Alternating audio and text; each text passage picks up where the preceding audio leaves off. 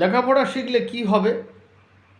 লেখাপড়া শিখলে সেটাই হবে, এই নির্মম পৃথিবীতে, জটিল জগতে, হিংসুক পৃথিবীতে এবং কৃপণ মানুষের হাত থেকে, অসভ্য জনজীবনের মাঝে তার বেঁচে থাকাটা সহজ হবে। লেখাপড়া শিখলে সে বুঝতে পারবে যে বাইপাস করা যায় কিভাবে, কোন অসভ্যতাকে কিভাবে বাইপাস করা যায়, এবং বিপদসংকুল পরিস্থিতির হাত থেকে নিজেকে রক্ষা করতে তার সমৃদ্ধ মস্তিষ্ক, শিক্ষিত জীবন কাজ করবে। সে বুঝতে পারবে যে আমার কিভাবে বাঁচা উচিত, পরিবারকে কিভাবে রক্ষা করা উচিত। এটা মুসলিম সমাজের মধ্যে এই ভাবনার উদয় হয়নি বলেই, সেই চেতনার উদয় হয়নি বলেই লেখাপড়ার জগতে এরা নেই, যার ফলে এদেরকে সবাই বলছে মূর্খ, অশিক্ষিত।